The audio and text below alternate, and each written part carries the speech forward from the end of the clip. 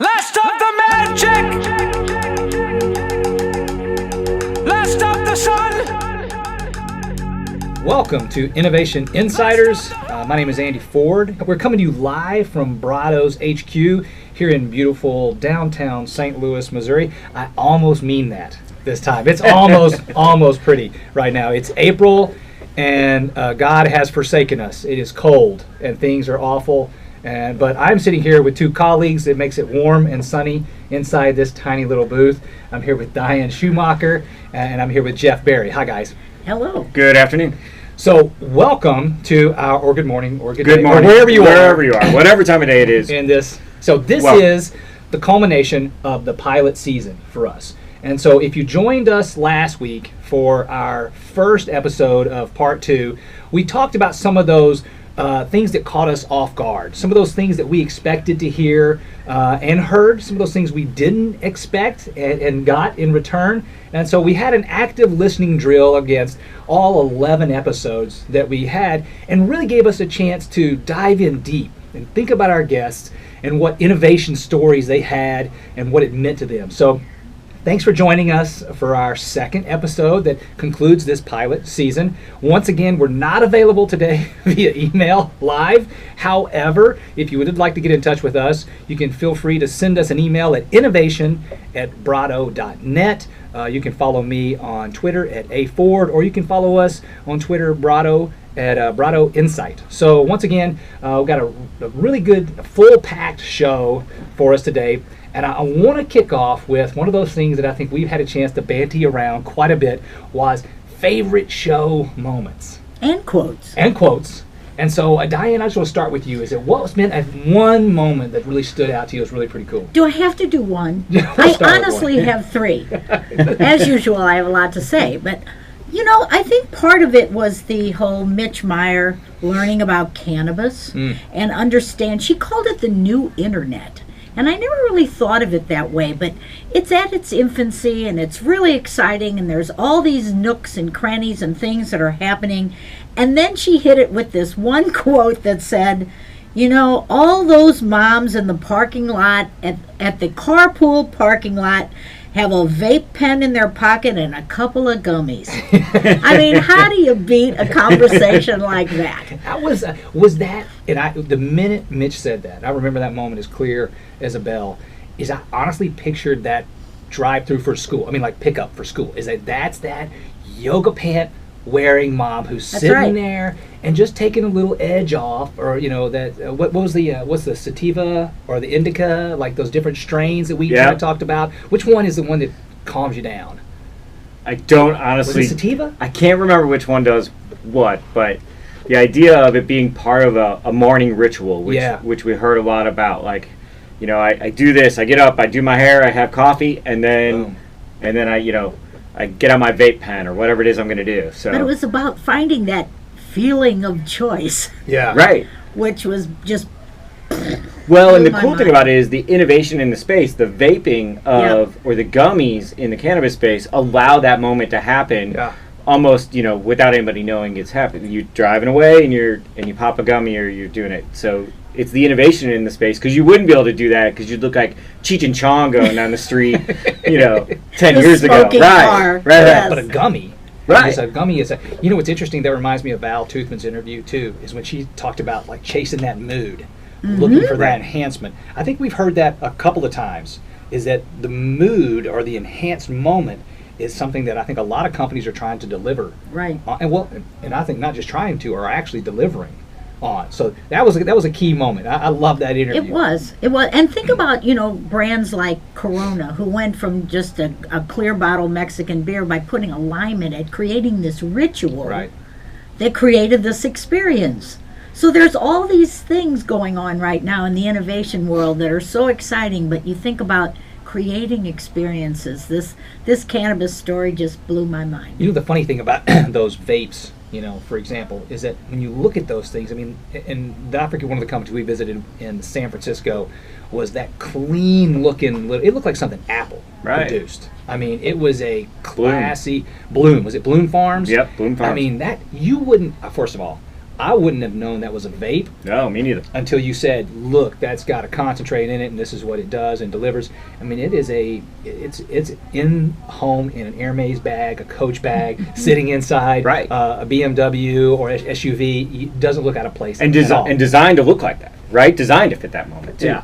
Yeah. The gold and the rosé colors. Really pretty cool. Yeah. Really. No, by the way, we are not sponsored by Bloom Farm No. at all. No. It was just a moment in the show. That's so, right. Not that we would turn it down. Let's jump that opportunity I mean, there. I don't want to cut it off. No. So, No. Jeff, how about you? What's been one of those favorite moments? I love stepping back from this and thinking about the culture of innovation, or what innovators go through on a daily basis, and kind of peeling that layer back. And Rose, when we interviewed Rose, she talked about what innovation is and what innovation is not. And too often innovators get, stigmatized as just these crazy people who are coming up with just wacko ideas. And she was really clear, and she said, innovation is about fundamental change for the better. It's not just about changing something because you can change it. And I think the example you were just given about making that cannabis experience better, or making the beer drinking experience different, creating a different vibe, is what she was talking about, because she said it's about product, culture, and process. And that innovation is about making those fundamental changes to those things that make your life better. And it was that last piece that I really latched onto and said, that's what people need to understand about innovation, is we're not just trying to do crazy things and do the most unique thing we can. We're trying to change for the better. So I just came from a client meeting, and it's funny we're thinking about this. It's like, we do these projects, and here at Brado, there's a number of clients that we work with, from pharmaceutical to pet care to beer to cannabis. We're all across the board. And whether we're looking for an insight or trying to find that behavior or mood to tap into, it seems to me that we're always pursuing the tension, the problem, the issues. And not that that's a bad thing at all, but it's not just for craziness sake, like you just said, Jeff. It is looking for, and I'll just go back to the mom and sitting in the carpool, is, maybe it is a calm moment, the calm before the storm. If you've ever picked up kids, yours or others, had them get in the car from a day of school or a drop-off, you might need that moment of, let me get a little piece here, or let me get myself up a little bit before I have to go to my next event. I think finding the problem and then helping a client or a customer, a consumer, define it the most emotive way.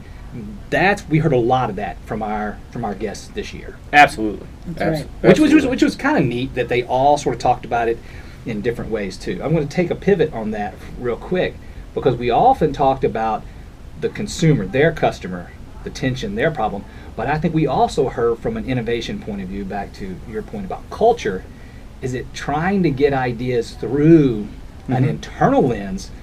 That was a whole nother set of problems, wasn't it? Right. Absolutely, and it's a great segue, which is one of my other favorite moments was David Weaver. He said, don't put someone inside the machine that's trying to break the machine. And it goes to that idea of what innovators deal with all day long internally as they're trying to do their thing. Whether it's a small company, whether it's here at Brado where it's 50 people or it's 5,000 people, we're constantly trying to break the machine in some way. And there are political consequences that we as innovators face every day for those decisions and those thoughts. And so listening to people, how they navigated that and were willing to fight through it and do what they felt was right against those odds was really just inspiring for me too. And that was where a lot of that conversations came about salesmanship. Right. Not only Right. do you have to do that, but you have to sell it, because they have to believe you. I mean, you're speaking for their customer in many ways. Right. You're the only one speaking. You're the voice of the consumer in many ways. So you don't sell that, Nobody is going to buy it. nobody else Right. is going to take it. Diana, I meant to ask you this. I mean, you spent, and Jeff, you did too. You both spent time at AB, right? Working in, bringing a lot of brand messages, to life through advertisement, through packaging, through new products. And speaking about some of those cultures, not to bring up companies we've worked with in the past and say these are problems that they had, these are issues that they had. But you worked at Nestle, you've worked there, you've worked here.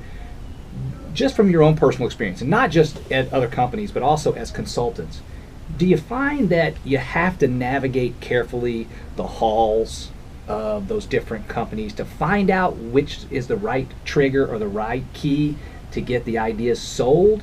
Is it different for every company?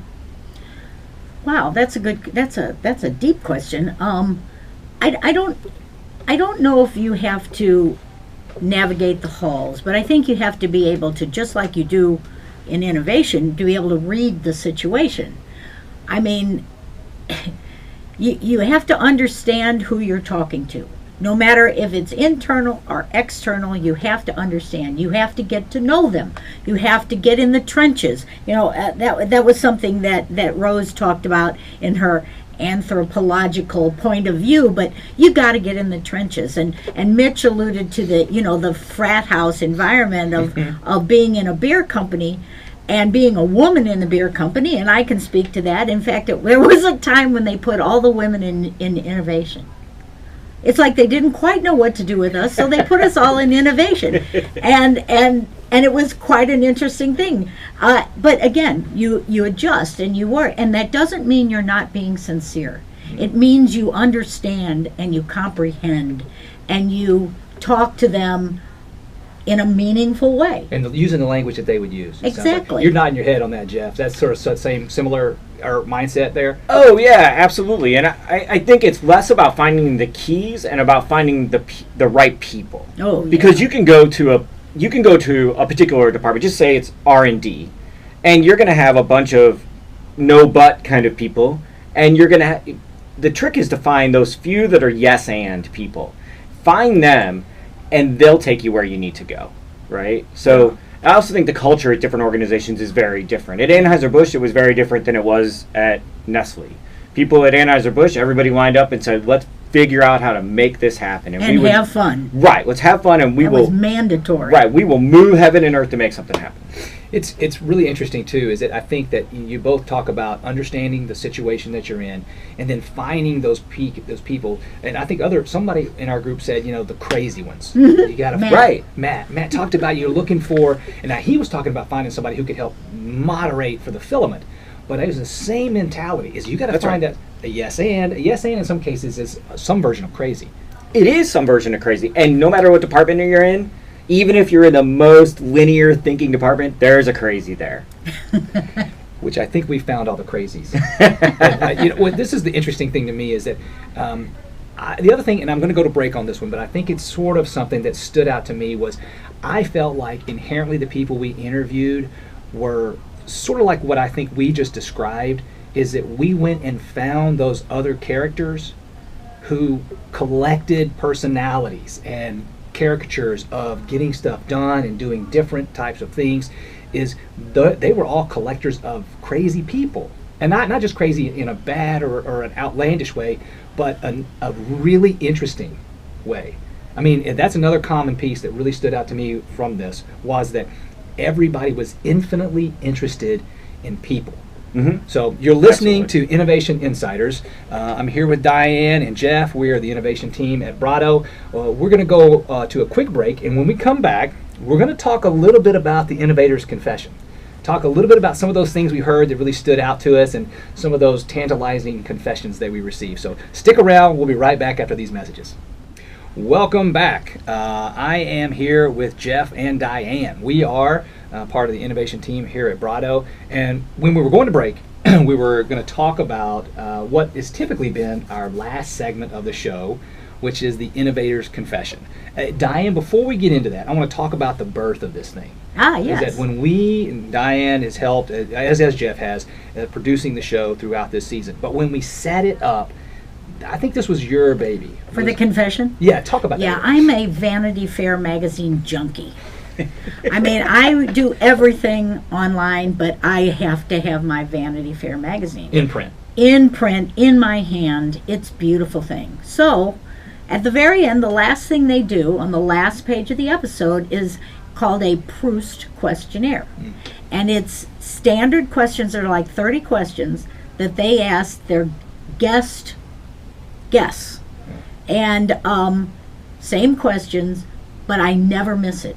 And I thought, what an effective, fun way to do it and to see if there's differences, see if there's similarities, and boy, did we get some surprises. Yeah, this was been one of my favorite sections. And matter of fact, I'm going to hold it up right there so you can't see it on the radio, but for what we're filming, this has been the sheet. It started off with 8 questions, right? Now, just to kind of set the stage on, this was a 9-minute segment. It's the shortest segment typically in the show. Never got through 5 questions. I mean, honestly, always got stalled. But it was some of my favorite moments from the conversations we had. So I'm going to start with Jeff. Jeff, what was one of your best or top confessions that you heard? I think one of my top confessions was or that we talked about what's going to catch us off guard in the next 5 years, right. and one of the things that I took away from that was that idea of returning to personal connections. Well, take mine. Well, good. Then we can collaborate, I'll just as sit innovators should do, on this. But that idea of returning to personal connections, I think we're in a world that is so hyper-connected in technology, in good ways and in bad, and that we've lost that just human, physical, biological need to be with other people, and that there was a lot of that conversation that happened throughout these interviews where people talked about creating empathy and getting back to those personal connections, whether it was delivering products that way, learning that way, or testing or iterating that way, was back to that personal piece. Agree. And to sort of like segue off of that, one of the things that Rose talked about was just the return to common courtesy. Right. To talking to people, to have customer service. And if you think about brands like American Express, who always prides themselves on you will get a human being, although lately I'm not so sure. But anyhow, they have always hung their hat on something like that. You will get a human being. So I don't know if they were ahead of the game or it's just something that they've always offered, but it fits into what they were saying about common courtesy, about humanity, in-person connections, which is really good if you're facilitators like us. Yeah. Well, and what's funny is the tech companies know this, because how many of us are getting the robocalls now on our cell phones, and you answer it, and the person on the other end sounds so incredibly real. It takes 10 seconds before you actually realize you're talking to an AI bot.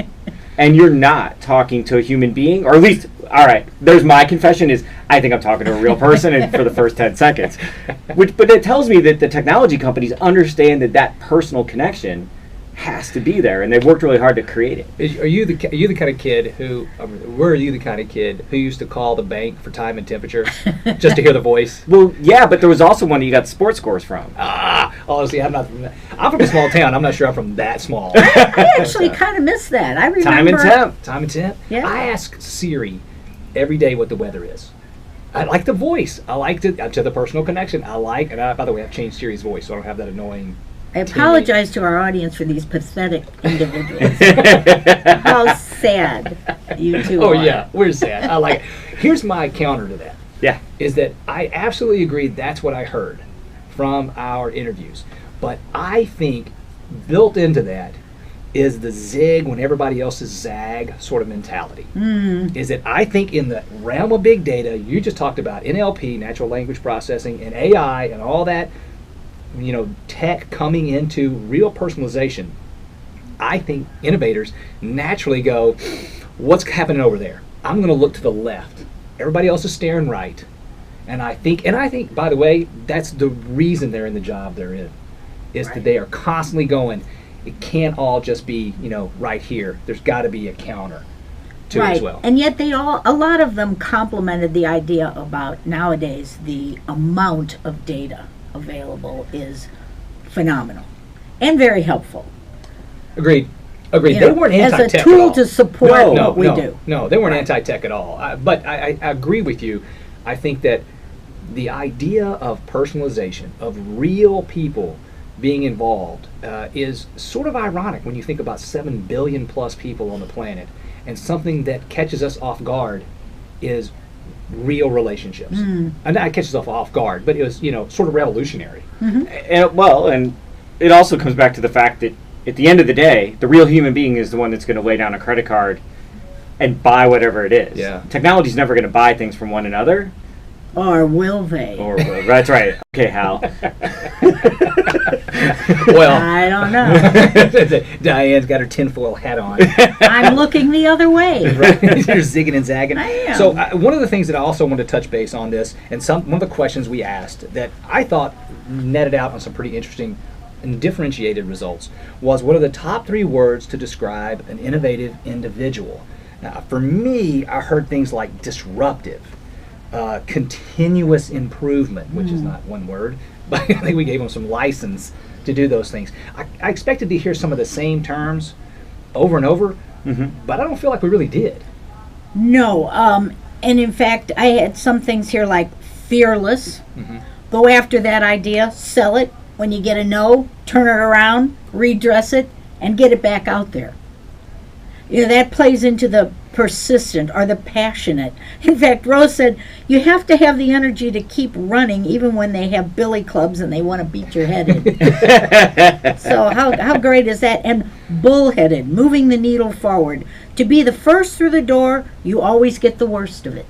She, it's interesting when I heard Rose, think about, and I think somebody else said courageous was another word, to put a cap on that.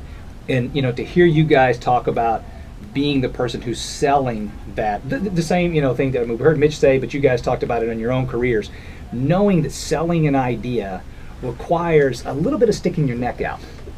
I mean, not a little bit, a lot. And so, somebody talked about the first person off the cliff, wait and see what happens to them. Right. To me, it feels like a lot of the personality pieces that are required to be an innovative individual is a willingness to go it alone sometimes. Oh, I agree. I mean, there's the 3 P's of marketing, and for me, there were the 3 P's of innovation as I went through those. And it was, about being passionate, about being positive, and about being persistent, which is you have to believe in what you're doing. You're going to have to fight through the bad days to get to the good, and you have to keep going and don't let anybody stop you. And so, like, those 3 P's to me felt like they kind of summed up a lot of what we were hearing about those personalities and who they were. And one of my personal favorites from Rose, I think we have a lot in common, is to be open. I think people want to have a lot in common, don't you? I think so. She said you'll never age if you stay open. I'm glomming onto that. I'm liking that. It is interesting to me, and I'm going to peel back a little bit. I could talk about your 2 careers and the things that you guys have helped create. But that piece that you just mentioned lends me to a kind of a conversation about Rose. And I've mentioned this in the show, but Rose actually had a couple articles written about her as knowing men better than men know themselves, right? And I think to my career, I know for you, Jeff, I know with you as well, is that we've all helped create or dig into brands that we have no connection or correlation with. And I mean, I know I helped work on products for feminine care, and I honestly should not even be in the aisle for that. I don't have any idea what's going on. But when I think about those kinds of words they identified, and that curiosity, and you'll be ever young, it seems to me that this is the kind of profession that requires you to be kind of dumb when you start about a product or a process, and then be willing to learn and face stupidity over and over again until you might have a clue. And fail. And fail too. And another word, be humble. Oh yeah. They said, you have to be willing to realize that you may not have all the answers. Right. Or you may go in with a hypothesis. How many times have you worked with people or yourself where you go in and you go, oh yeah, I got this figured out, and then you go, whoa, WTH, where did this come from? Yeah. Okay, I'm listening. Yeah. I just love that. I mean, that's one, if I could boil it down into 3 traits, and I won't, but I would. One of those pillars would be humility. And I think as a cocky salesman innovator, it's something that I have a contrast with, is that part of me wants to walk in and go, got the answer. Come on, get on with me. Let's go. And the other part of me goes, I don't have a damn clue. I don't have no idea. What do you guys think? To me, I heard that come across in the radio is that people are like, it's two sides of the brain going, yes, no, contrast, I don't know, maybe. Right, it's the old know when to hold them, know when to fold them. Because sometimes you may have to fold them or put it on the shelf. You may bring it back later. Yeah. And it may be a big hit, but you have to be able, again, read the room, read the cards, read and understand what's going on. Right, and the key is to be okay with either of those scenarios. Mm-hmm. Right. Isn't it funny is that, when I think about this, is that you think about all the other jobs you could have in marketing, and a lot of them require you to be very strategic and very forward-thinking and planning and planning and planning. I can't think of another job where you have to be as present as you do to be an innovator.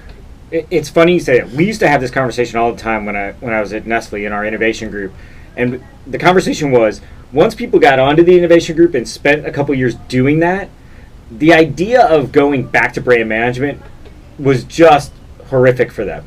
Like, I've gone and I've seen this and done this, and going back to that, while I enjoyed it at some point, I don't want to do it anymore. All right, so this has been just I love this conversation. We got to go to break. When I come back, what's our next section, Diane? What are we Our talking next about? section is, Advice. what's Advice. your parting advice? All right, so we're going to come back. You're listening to Innovation Insiders. I'm here with Jeff and Diane. Stick around. We'll be right back, and we're going to talk about some advice and then eventually get to some next steps for you, the listener. We'll be right back. Welcome back to Innovation Insiders. I am your incredibly talented host, Andy. Humble. There you go. And humble. That's right. Humble, lowly Andy Ford with two lesser thans, Jeff Berry and Diane Ow. Schumacher. This is the final show of this pilot season. And when we sat down 3 weeks ago, and started talking about themes, what we heard, what are our next steps, one of the things that we decided was, what's your parting advice, right? And so I'm not going to start, because I love my parting advice. It's not mine, but I got it from somebody else. But I am going to go to Diane. Diane, what, you're out there, the listeners who are, or maybe they're watching us on YouTube, what would be your advice from all the interviews you heard? My advice is, if you listen to any of them or to this, it seems like a lot of fun. But this may not be for you. You may actually suck at this. And maybe you just have to say, okay, I'm going somewhere else.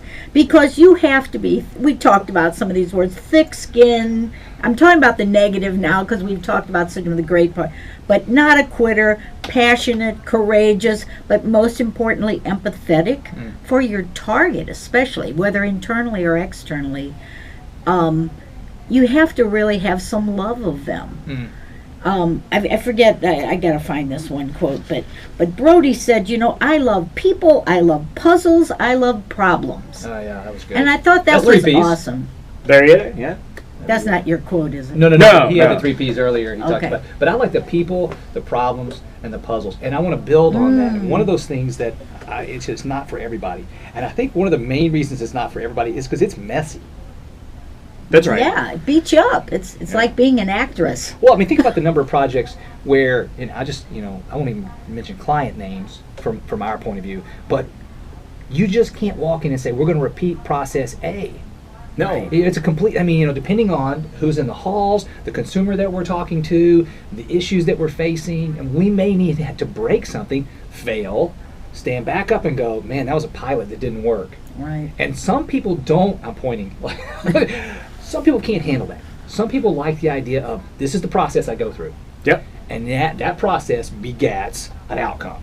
Yep. When I go speak on innovation, my very last slide has a straight line, and then in the middle it's like a million little circles just jumbled all over the place, and then it finishes with the straight line. And I just try and leave my audience with the idea that this is what innovation will feel like. If you're doing it correctly, this is what it will feel like to you.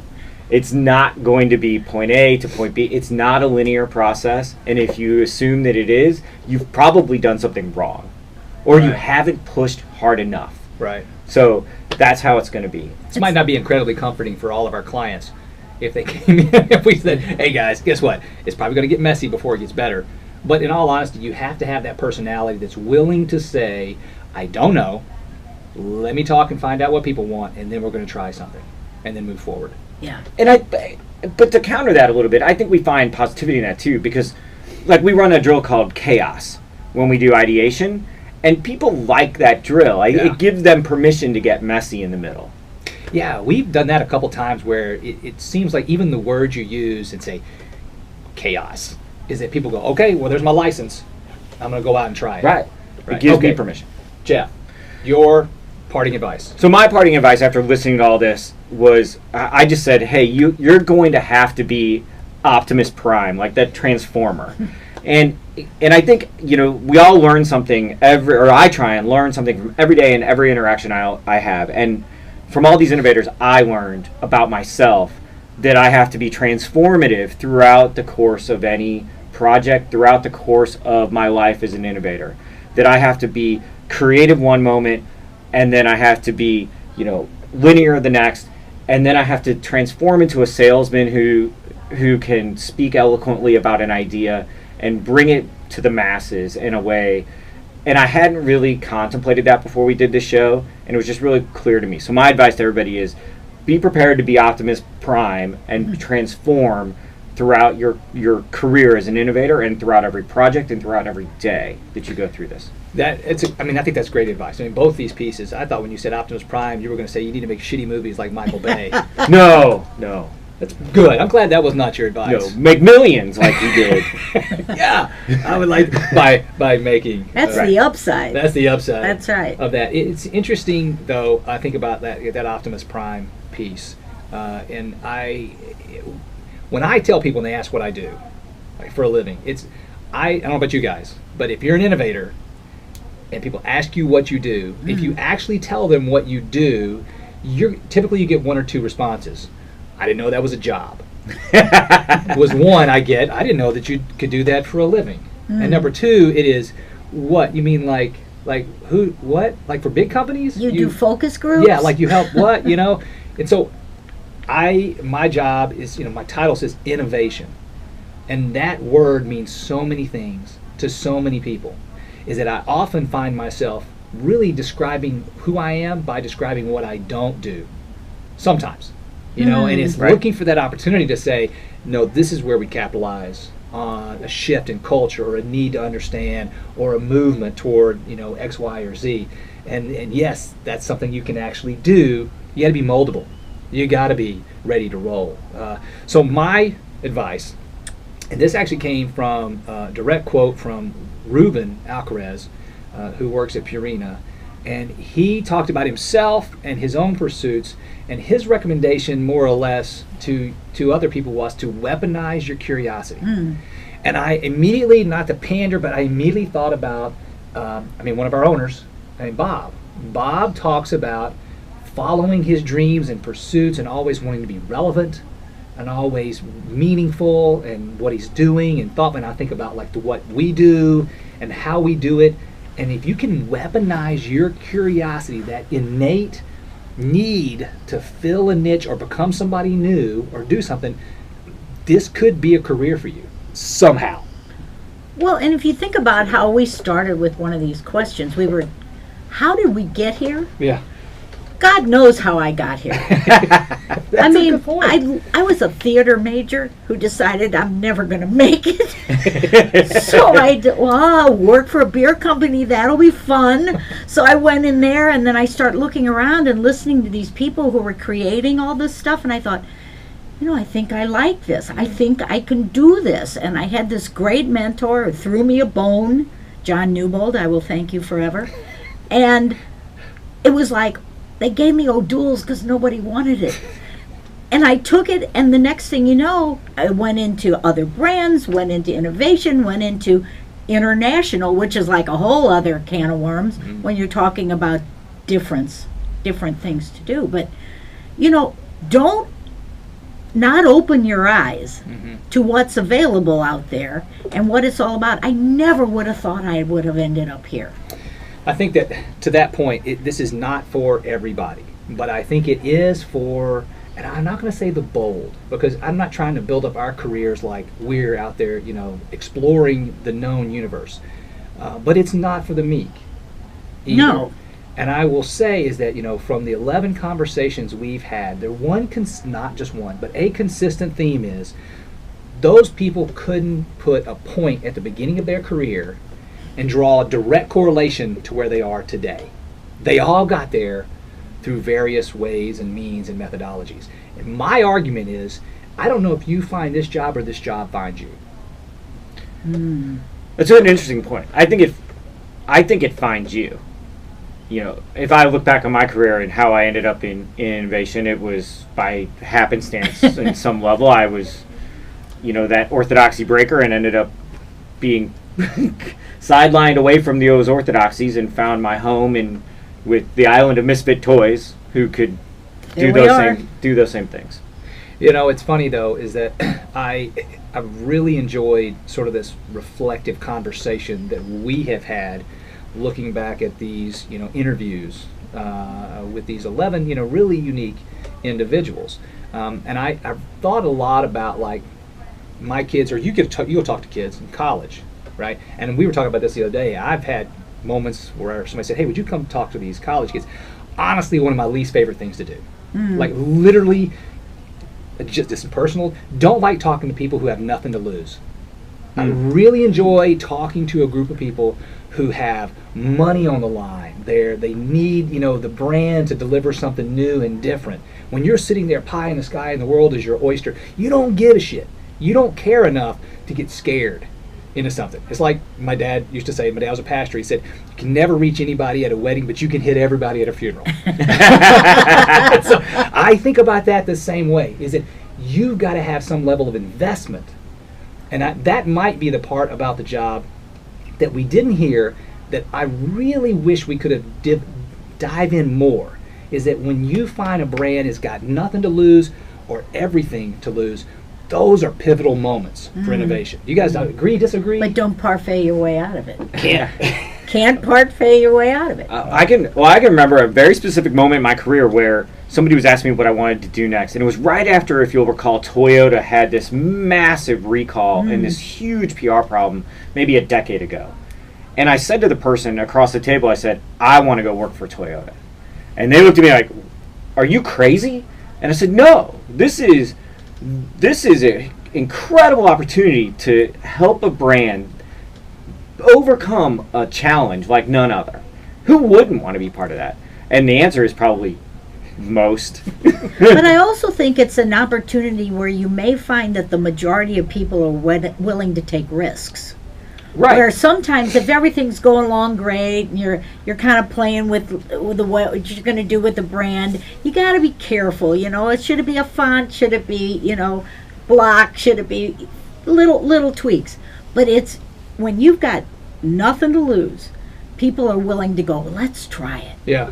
What the heck? And Brody Dunn said this. He said, "Innovation is survival." It is. And I talked about it in the last show, more or less. But to that point, I think that my parting advice, and I would absolutely 100% agree with, this might not be for you. And Diane, I should have ended with you. I should have started with, what Jeff, started about that idea. We have to give them hope. I like the idea, though, is that if you find yourself desiring this level of career, or this type of career, I do feel like it's not like being a statistician. It's not like being a computer programmer or somebody who has to learn a very special set of skills that you can go somewhere and pick up. These set of skills, I think, come inherently with a personality and a disposition. I think that's absolutely true. Yeah. So, all right, we've got one final section. When we come back, we've got next steps. You're an innovator and you are looking to rework your own career, or you work for a company and you are trying to find a way to change your perspective internally on what that innovation means. Jeff, Diane, and I have spent a lot of time thinking about this. We work in this field, and we've got some great next steps for you. You're listening to Innovation Insiders with Brado Creative Insight. Stick around. We'll be right back. Welcome back, Innovation Insiders. I'm sitting here with Diane and Jeff. We are talking about this pilot season. And so we've had quite a few episodes and some really great conversations with a lot of killer, wonderful clients. I shouldn't listen to so much true crime and didn't come on here and do this show because I'm going to start talking about killers. You know what was a surprise to me, and I'm going to say this before we move on to these next steps, was it's very difficult to have a conversation with someone in corporate America in an open, honest environment when you record it. Do you know, like when we start thinking about like the hoops that some of our guests needed to go through, and I understand why. I really do. But it was as innocuous as the questions we were asking were, and it's general. And it's still, you've got to be pretty careful because it's a pretty litigious environment you guys can be in. That didn't surprise you guys as much as I guess it surprised me. No, because we worked in big corporations where you had to have media training and you had to make sure legal went through everything before you opened your mouth. So, no. Well, and if I can build on that, and I think that's why you're seeing a movement towards these companies that will pull an innovation group outside of a big mothership of an organization and allow them to operate as a startup kind of entity without those, like a skunkworks, really. Yeah, without those shackles on them, so that they can operate in the way that's necessary to speak crazy, to do crazy, to express crazy, and still be tethered to the mothership, but outside of it, with the absolute intention at some point to come back inside. And so it allows them to do that. Yeah, I gotta say this is current and relevant to the news. You guys know one of the most interesting restaurants in America, or really in the world, in the last 5 years has been Moto in Chicago. Right now, this was a place where the chef, and I'm going to butcher his name, so I won't even try. He's passed away, but you could eat your menu. Like the menu was actually printed on a tortilla, like some kind of crazy with edible ink, and then he would show up, and it literally had a plate that looked like roadkill, but it was delicious, and it was like just meant to look like it's something that had been run over. He actually created like multiple inventions. He's had patents. His goal was to feed the world for free out of a restaurant in Chicago. He passed away, died. All those chefs, Silicon Valley. They're out there at startups. To your point about being outside the system, is that they didn't just go like find jobs found them, brought that level of innovation out to Silicon Valley, and is now trying to reinvent whatever. I don't know. My question to you guys is, are there pockets of that innovation that you think are happening around the world? And if they are, where are they? Well, I think Silicon Valley is probably the biggest example, because you go to a Google campus, it's not the campus of corporate America, even though it is a campus. Right. It's a whole different culture, it's a whole different vibe, and I think they're not under the same restrictions. Although it's kind of interesting watching what's happening with Facebook, because I think they're right they're right in the middle of probably deciding what the hell are we going to do with ourselves. Yeah. So it might be watch this space. Yeah. You're thinking about something like that. That's interesting. I don't know, Jeff, any takeaway from you on this? Yeah, having spent time with a lot of these, when it's talking about tech, there's kind of these 3 or 4 centers. Obviously Silicon Valley, but Israel is become known as a tech hub for folks. The Research Triangle. Who's there? And that we were just talking about Waze, right? Right. It's an Israeli company. Yeah. And there's a ton of tech coming out of there. If you look at the Research Triangle in Raleigh, huge, tech space there. Yeah. Intel runs or Cisco, I think it is, runs their iPrize annually, and that's where it's held. Austin's got some of that vibe going on. Yeah. So yes, Silicon Valley, but there's an awful lot of other places too. The other thing is really interesting to me too is maker spaces. That's one of those pieces that I just find is some of my favorite people to go, deal with, talk with, try to find to be folks that we want to involve in ideation. Is you've got those people who like to hack everyday items into other items, I just find that is the perfect sort of scenario where you get a lot of make it, break it, try it, repeat, and move on. Can we talk about that for a second? Because one of the things we haven't talked at all about throughout the series, this idea of prototyping and innovators constantly prototyping and doing things. And I think it's important from an advice standpoint to say, hey, when you're prototyping something, that doesn't mean you're trying to build this high fidelity, fully functional thing. If you can take 2 popsicle sticks and a Super Ball and glue them together in some way, enough that it represents an idea. What? I don't know. To represent something that you're trying to communicate. I'm so in. Right? Yes. Right. So, I mean, do you think about the shit that we've done with Play-Doh? that's right. And so, but I think one of, a lot of times innovators go, well, I got to build this thing. No. Like, literally, give it to your 6-year-old and have them create it for you. And as long as you can communicate what it is to a consumer to build on, that's where you need to start. Or go find a 6-year-old. Right. And pull him in the street, off the street. Right. And then, you should probably tell his parents, hey, so we're moving toward the end of this segment, and I started this by saying we're going to have some advice. Right now, there's 2 things that we talked about from an advice point of view, and I think we actually have some next steps, some recommendations that are coming out of our pilot season, which this is not the end of Innovation Insiders. This was just the pilot season. And these conversations were so valid that they're actually going to become other pieces of learning. And Diane, we have something for individuals, and then Jeff's going to talk a little bit about an item that we have for organizations. Starting with a white paper. And kind of the thinking behind it was to create this document that can be shared. So it's going to be kind of our gift to you, if you will. It's designed really for anybody who's curious or maybe already in the innovation trenches. Maybe you want to represent yourself as a thought leader in your company. Maybe this is something you could use as a tool.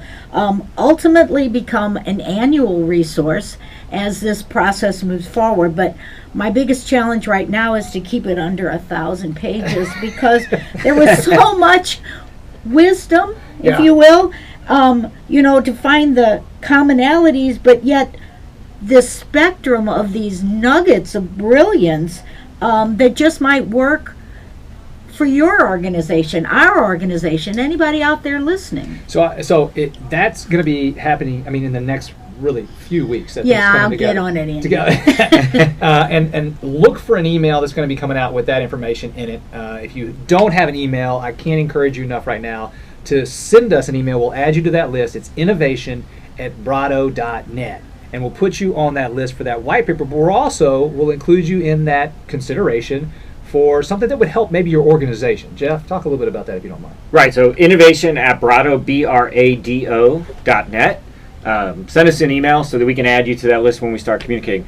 One of the other things we know and we've heard from these things is, being an innovator is kind of being on an island sometimes. And it's really nice to have confirmation or somebody to come in and say, hey, let me help bring this message and make sure that people understand the nuances of what an innovator is all about. So we're creating a workshop that we're happy to help come and run on site with you called Breaking Orthodoxies and Creating Opportunities, where we'll take some of the things we've learned from here and we'll help you challenge your own organization to think differently about what innovators do, how they do it, and what they're trying to accomplish in the end. And so send us that email and we'll get you on that list when we send out our blast about this great workshop that we're putting together. Go ahead, Jeff. Go ahead, Jeff. Well, it reminds me of something that Mitch said when she said, if you have a culture that's a little bit apprehensive on this, she goes, blame it on the agency. So we bring this in, we'll do this workshop, blame it on us, and we'll push the envelope for you. And I got to tell you is that both of these resources are free for us. We are the workshop is free limited. There's only so many of those that we're really going to do just based on workflow and other things. But this white paper is going to be a resource. And, by the way, all 3 of us work in innovation. Our guests have come on for free and giving us of their time and attention, and we just feel like it's a better gift to everybody if they can share of this learning and this knowledge. So I want to thank you, Jeff. Thank you for joining me. Diane, thank you for being a part of this process. You've been listening to Innovation Insiders with Brado Creative Insight. Once again, you can reach us at innovation@brado.net. Love to hear from you, and we'll include you in all of our future correspondences. Until we talk again, have a great day.